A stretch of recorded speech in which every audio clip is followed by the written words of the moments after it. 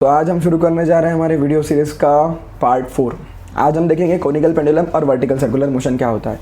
शुरुआत करते हैं सिंपल पेंडुलम से। सबसे पहले देखते हैं सिंपल पेंडुलम क्या होता है। देखिए, मान लीजिए आपने यहाँ पे कोई एक बॉब ले लिया। बॉब मतलब कोई भी मेटल का गोला है और इसको आपने एक रस्सी बांध दी है। रस्सी का दूसरा छोर जो है वो आपने किसी रिजिड सपोर्ट से यहाँ पे टाई कर दिया है। एक रिजिड सपोर्ट है, कोई भी छत वगैरह होगी वो। अब इसे हम कहेंगे सिंपल पेंडुलम। इस सिंपल पेंडुलम को हम जब एक पर्टिकुलर मोशन देंगे, ऐसा मोशन कि जिसमें इसका जो बॉब है वो एक हॉरिजॉन्टल सर्कल बनाए। देखिए यहाँ पे इसने बनाया एक हॉरिजॉन्टल सर्कल। हॉरिजॉन्टल सर्कल मतलब क्या होता है कि प्लेन ऑफ अर्थ को पैरेलल प्लेन में सर्कल बना रहा होगा ऐसा, तो उसे कहेंगे हम हॉरिजॉन्टल सर्कल। और प्लेन ऑफ अर्थ को परपेंडिकुलर प्लेन में अगर कोई सर्कल बना रहा होगा ऐसा वाला, तो उसे कहेंगे हम वर्टिकल सर्कल। ठीक है, तो ये हो गया कोनिकल पेंडुलम की डेफिनेशन कि कोनिकल पेंडुलम होता क्या है। कि ऐसा मोशन जिस मोशन में क्या करता है, पार्टिकल का जो बॉब है वो सर्कुलर मोशन हॉरिजॉन्टल सर्कल बनाएगा। सिंपल पेंडुलम का आपका जो बॉब होगा वो एक सिंपल पेंडुलम बनाएगा और उसके जो स्ट्रिंग होंगी, ये स्ट्रिंग एक कोन बनाएंगी ऐसा।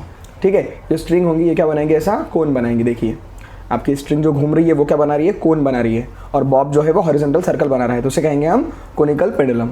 अब कोनिकल पेंडुलम में जब आपका बॉब ये इस जगह पे होता है, कहाँ पे, जहाँ पे ये रेड डॉट जहाँ पे दिख रहा है आपको, इस जगह पे जब होगा तो उस पर दो टाइप के फोर्सेस एक्ट होंगे।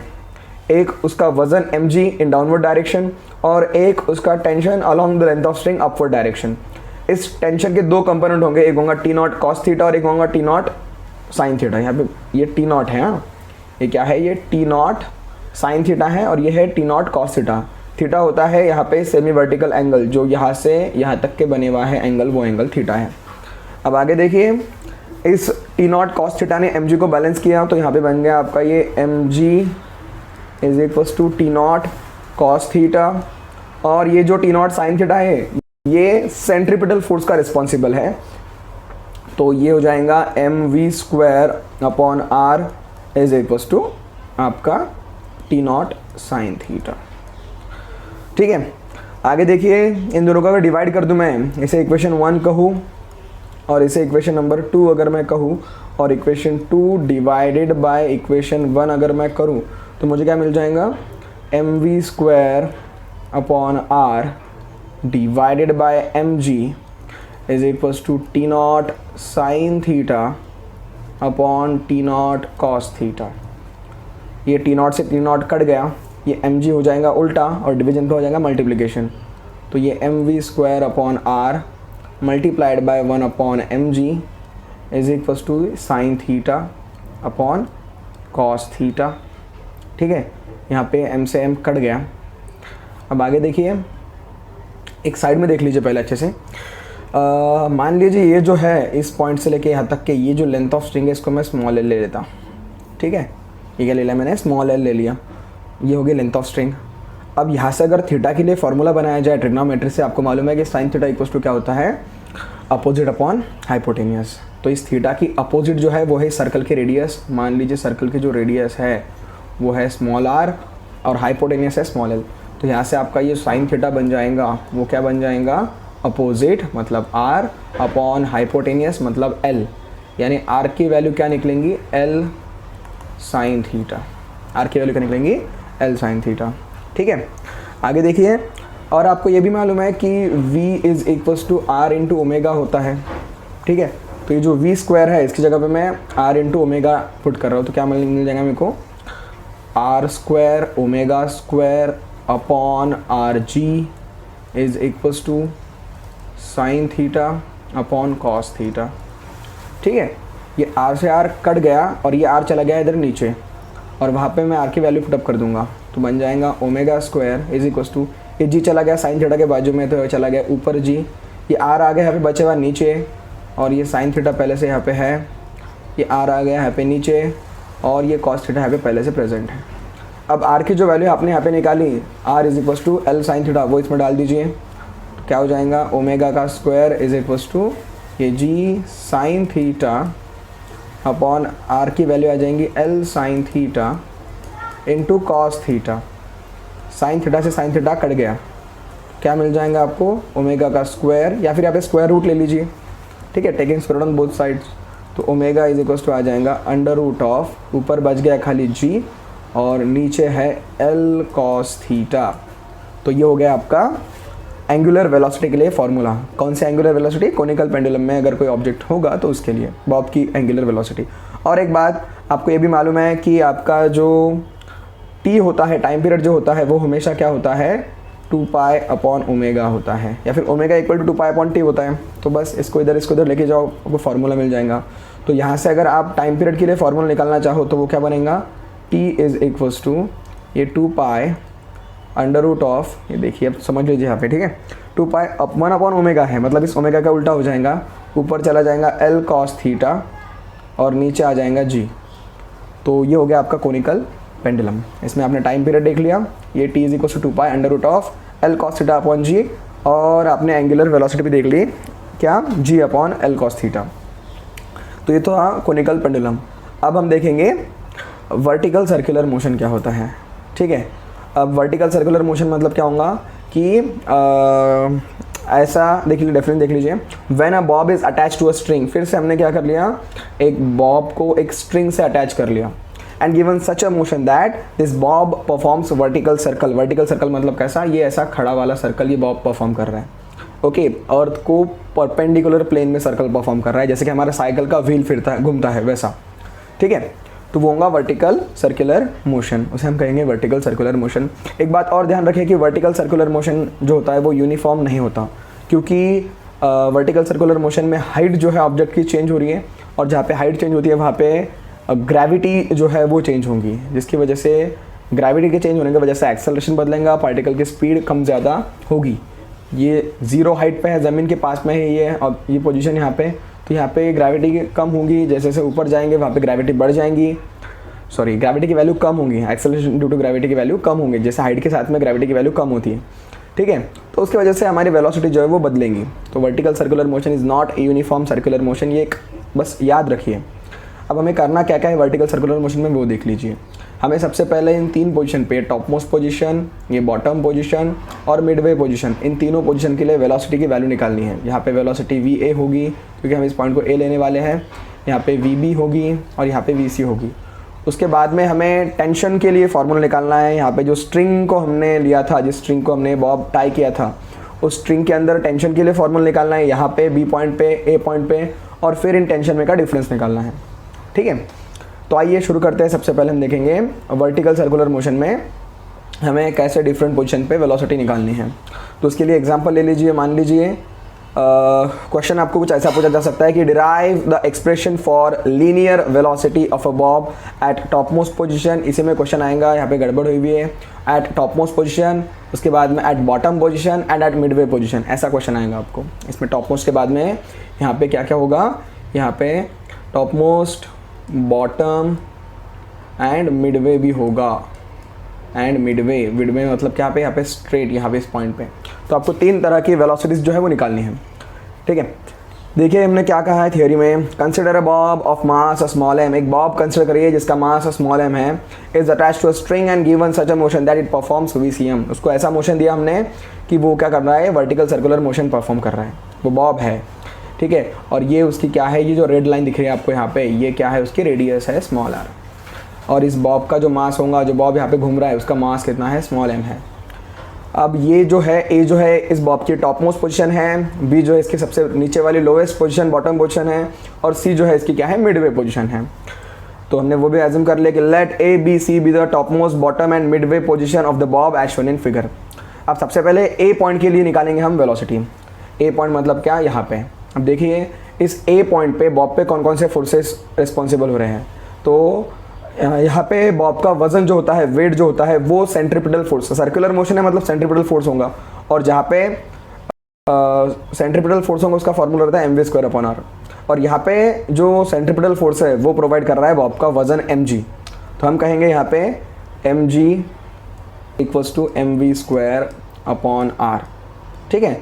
v को वेलोसिटी एट पॉइंट a, तो va ले लेते हैं, फिर m से m कट गया, और ये जो r है ये इधर चला गया। तो मैं इधर साइड से लिखता, इसको उल्टा लिखता हूँ कि va का square is equals to rg। मतलब va जो बनेगा वेलोसिटी एट पॉइंट a, वो बन जाएंगे अंडर रूट ऑफ rg। तो हमको क्या मिल गई? टॉप मोस्ट पोजीशन की वेलोसिटी मिल गई, क्या मिल गई? वो va is equals to under root of R G. R मतलब रेडियस ऑफ इस वर्टिकल सर्कल और जी मतलब एक्सेलरेशन ड्यू टू ग्रेविटी। तो अब हम देखेंगे वेलोसिटी एट पॉइंट बी, मतलब बॉटम पोजीशन पे जो वेलोसिटी है उसे हम निकालने वाले हैं। तो उसके लिए देखिए आपको काइनेटिक एनर्जी और पोटेंशियल एनर्जी के बारे में मालूम होना ज़रूरी है। काइनेटिक एनर्जी क्या होती है? तो मोशन की वजह से जो एनर्जी होती है उसे कहा जाता है काइनेटिक एनर्जी। मान लीजिए एक बुलेट है, मैंने आपको अपने हाथ से फेंक के मारी तो कुछ होगा? नहीं होगा। लेकिन अगर वही गन में डाल के उसको फायर किया किसी के ऊपर, ठीक है, आपके पैर के ऊपर, तो क्या होगा? आप बहुत ज़्यादा हर्ट हो जाओगे। हर्ट मतलब आपको बहुत लगेगा। उसका रीज़न होगा उस बुलेट को मिली हुई स्पीड, और जो स्पीड की वजह से उस बुलेट में एनर्जी आई, उस एनर्जी को हम कहेंगे काइनेटिक एनर्जी।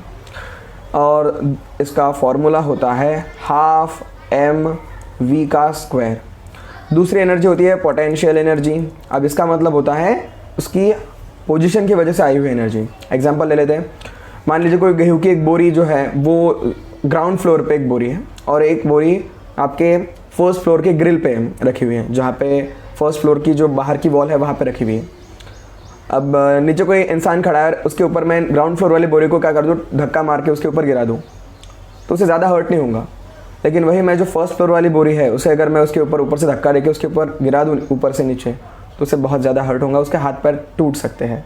और इस चीज़ का रीज़न होगा उस ऊपर वाली बोरी में पोटेंशियल एनर्जी थी। जो ऊपर वाली बोरी है उसमें सेम बोरियाँ है, सेम वज़न की बोरियाँ, लेकिन ऊपर वाली बोरी में हाइट की वजह से एक एनर्जी स्टोर्ड थी, जिस एनर्जी को हम कहते हैं पोटेंशियल एनर्जी। हाइट की वजह से जो एनर्जी होती है वो। और पोटेंशियल एनर्जी का फॉर्मूला होता है mgh, ठीक है। याद रखिए हमेशा इनकी सम जो होती है, इनकी एडिशन जो होती है, टोटल एनर्जी जिसे कहा जाता है kinetic energy plus potential energy equal total energy, वो हमेशा कांस्टेंट होती है, वो कभी चेंज नहीं होंगी। मतलब kinetic energy plus potential energy is equal to हमेशा आएगा टोटल एनर्जी, और ये हमेशा कांस्टेंट होंगी। देखिए यहाँ पे क्या लिखा है हमने, तो we know that at point A जो हाईएस्ट पॉइंट है potential energy is maximum and kinetic energy is minimum. A point पे हाइट ज़्यादा है इसलिए पोटेंशियल एनर्जी मैक्सिमम होंगी और काइनेटिक एनर्जी मिनिमम होंगी।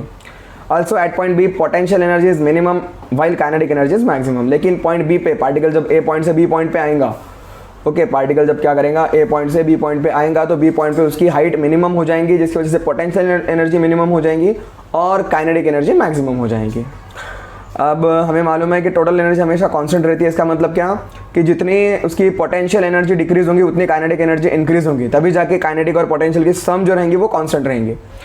Therefore when particle moves down from point A to B potential energy decreases and kinetic energy increases. और हमें law of conservation of energy के हिसाब से मालूम है कि टोटल एनर्जी कांस्टेंट रहती है, मतलब जितनी पोटेंशियल एनर्जी डिक्रीज होंगी उतनी ही काइनेटिक एनर्जी इंक्रीज होगी। Therefore, we know that by law of conservation of energy, decrease in potential energy equal to increase in kinetic energy.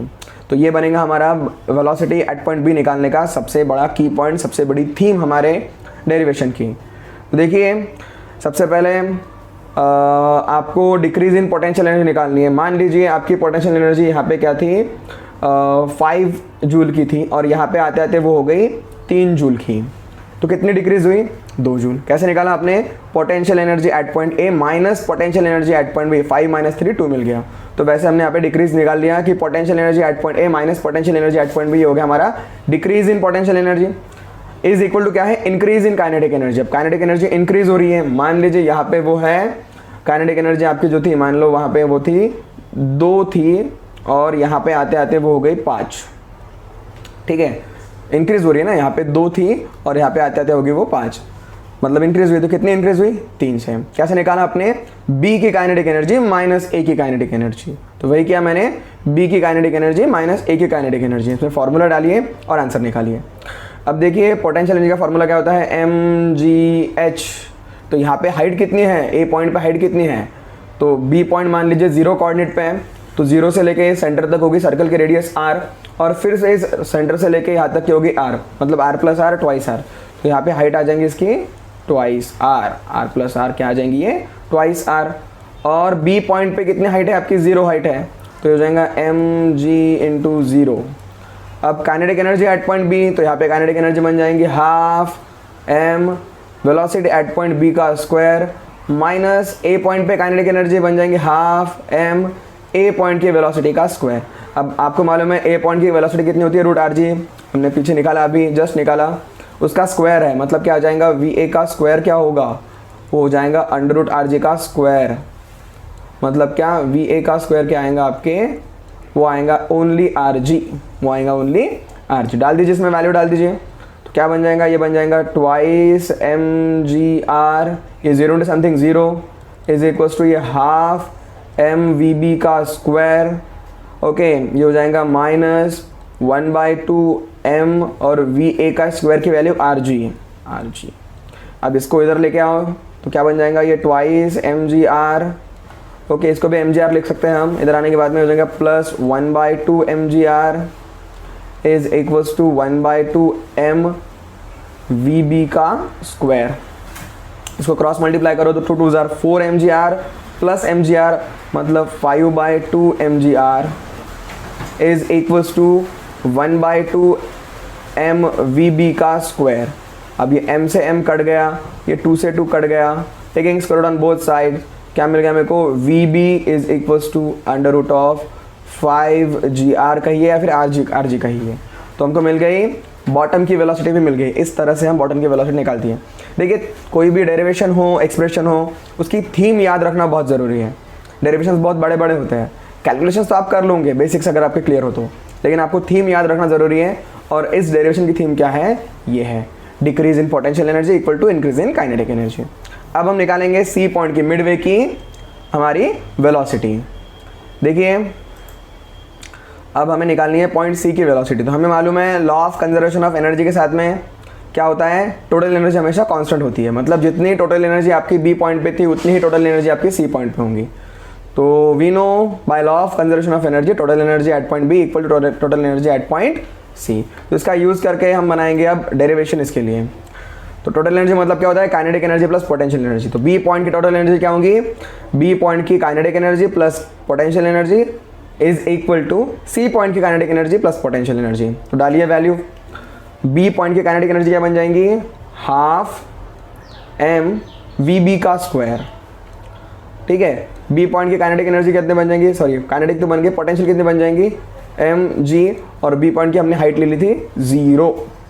ठीक है, तो M G into 0 is equal to C point की kinetic energy कितनी बन जाएंगी, half M V C का square plus C point की potential energy कितनी बन जाएंगी, तो एम जी, हाइट कितनी है इस पॉइंट की, देखा जाए तो ये इतनी है, कुछ तो भी है जो रेडियस के बराबर है इस सर्कल की, कितनी है ये सर्कल के रेडियस के बराबर है।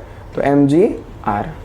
वी बी की वैल्यू हमने कितनी निकाली, अभी निकाली लास्ट इसमें, under root of 5 R G, under root of 5 R G, ये है वी बी की वैल्यू।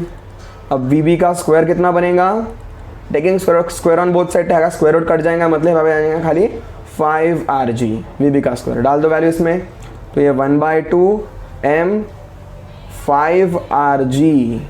ठीक है, 0 टू समथिंग 0, इसे लिखने की ज़रूरत नहीं है। ये क्या बन जाएगा, एक काम करते हैं, ये जो हमारा एम जी आर है इसको यहाँ प्लस से इधर माइनस में लेके आते हैं।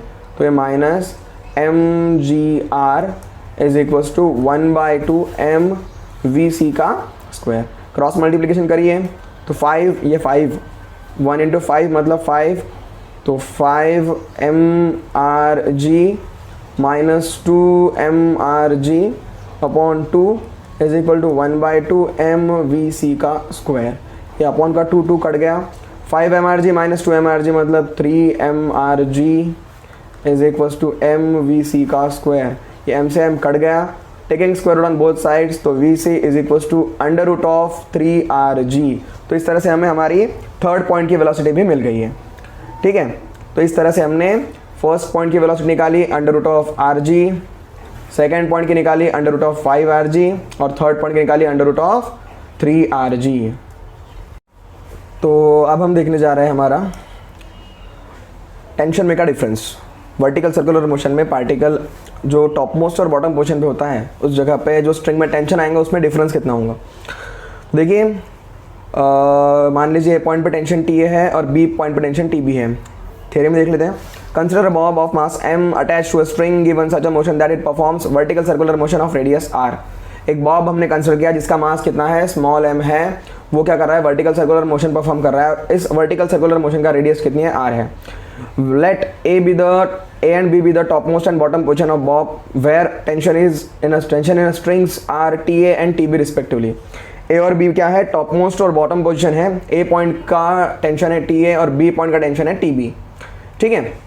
अब जब पार्टिकल A पॉइंट पे होगा तो देखिए वहाँ पे क्या होगा, weight mg and tension TA both acts in vertical downward direction. A point पे स्ट्रिंग में का टेंशन जो होगा वो और बॉब का वजन mg दोनों डाउनवर्ड डायरेक्शन में होंगे, इसलिए दोनों मिलके सेंट्रीपिटल फोर्स देंगे. मतलब A पॉइंट पे क्या होगा, आपका ये टेंशन TA प्लस आपके बॉब का वजन mg दोनों रिस्पॉन्सिबल होंगे MVA का स्क्वायर अपॉन R, मतलब सेंट्रीपिटल फोर्स को. तो यहाँ से अगर सेंट्रीपिटल फोर्स के लिए VA के लिए फॉर्मूला निकाला जाए तो वो हो जाएगा M ये VA का square upon R minus mg, और इसे देंगे हम इक्वेशन नंबर 1. ये क्या मिल गया हमें, A पॉइंट पे का टेंशन. याद रखिए इस फॉर्मूला को, A पॉइंट पे के टेंशन पे को मैक्सिमम जो ऊपर वाला पॉइंट है हमारा, हाईएस्ट पॉइंट जो है, टॉप मोस्ट पॉइंट जो है, वहाँ का टेंशन निकालने के लिए फॉर्मूला यूज़ किया जाता है कि सेंट्रीपिटल फोर्स में से वहाँ पे हम वज़न को, मतलब mg को बॉब के माइनस करते हैं. उसके बाद में जब हमें अब पॉइंट B का निकालना है, B पॉइंट यहाँ पे कुछ नीचे पॉइंट है, बॉटम पॉइंट है हमारा B पॉइंट, इस B पॉइंट का टेंशन हमारा TB है. अब B पॉइंट पे क्या होगा कि टेंशन जो है वो अपवर्ड एक्ट होगा, सेंटर की ओर एक्ट होगा. टेंशन को हम ऊपर खींचेंगे तब जाके पार्टिकल यहाँ से मूव होके ऊपर जाएगा ना. और उस बॉब का वज़न जो है वो डाउनवर्ड एक्ट होगा, mg जो है वो डाउनवर्ड एक्ट होगा. इन दोनों का जो रिजल्टेंट बनेगा वो देगा सेंट्रीपिटल फोर्स. अब बॉब सर्कुलर मोशन परफॉर्म कर रहा है, मतलब सर्कल परफॉर्म हो रहा है, सर्कल बन रहा है, मतलब वहाँ पे सेंट्रीपिटल फोर्स होगा. इसका मतलब TB जो है वो ज़्यादा होगा. और क्या बन जाएगा, ये TB में से mg निकालने के बाद में जितना फोर्स बचेगा वो मिलके हमें देगा सेंट्रीपिटल फोर्स. ये TB जो ऊपर है और mg नीचे है, तो इस TB में से mg निकालने के बाद में जितना फोर्स बचेगा वो देगा हमारा सेंट्रीपिटल फोर्स, मतलब MVB का स्क्वायर अपॉन R. यहाँ से TB के लिए अगर फॉर्मूला निकाला जाए तो TB हो जाएगा MVB का square upon R plus mg. मतलब बॉटम पोजीशन पे टेंशन बनेगा सेंट्रीपिटल फोर्स प्लस वेट, और हमारी टॉप पोजीशन पे हमारा टेंशन बनेगा सेंट्रीपिटल फोर्स माइनस mg. अब इन दोनों का डिफरेंस हमें निकालना है कि टॉप और बॉटम पोजीशन में टेंशन में डिफरेंस कितना आता है. ठीक है, देखिए हमें मालूम है, क्या मालूम है कि टॉप पोजीशन पे TA पे हमारा कितना था, सेंट्रीपिटल फोर्स मतलब MVA का square upon R minus mg. और बॉटम पे कितना था, TB is equals to MVB का square upon R plus mg. अब दोनों का डिफरेंस निकालना है तो TB माइनस TA करते हैं. TB की वैल्यू डाल दो, क्या है, MVB का square upon R plus mg minus, bracket दो माइनस के बाद में, मतलब पूरा माइनस है उसको मल्टीप्लाई करना है. तो क्या आ जाएगा, TA कितना है आपका, MVA का square upon R minus mg. ठीक है. अब VB की VA की वैल्यू डाल दो, आपको मालूम है VB इक्वल्स टू √5RG था और VA इक्वल टू √RG था. उनका स्क्वायर है, मतलब स्क्वायर रूट उनके कट जाएंगे, तो क्या हो जाएगा आपका VB का स्क्वायर आ जाएगा 5RG और VA का स्क्वायर आ जाएगा खाली RG. डाल दो इसमें, तो ये क्या बन जाएगा, M यहाँ पे आ जाएगा 5RG upon R plus mg, minus से मल्टीप्लाई कर दो तो हो जाएगा माइनस M. ओके, VA का स्क्वायर मतलब RG.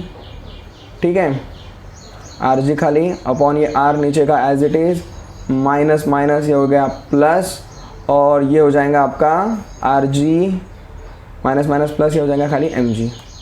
क्या बनेगा यहाँ पे देखिए, ये R कट गया, ये R कट गया, तो क्या बन जाएगा, ये बन जाएगा 5mg plus mg, okay, minus mg plus mg.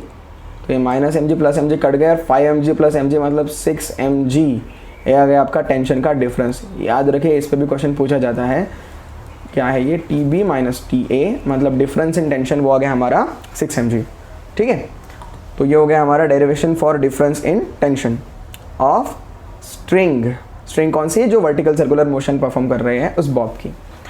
तो अब हमें हमारा यहाँ पे सर्कुलर मोशन जो हमारा सेकंड पार्ट था चैप्टर का वो फिनिश हो गया.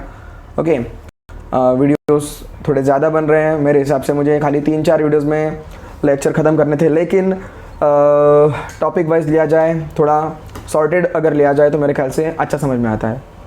तो अब नेक्स्ट सीरीज़ में हम रोटेशनल मोशन देखेंगे अच्छे से, 2 या 3 वीडियोस में।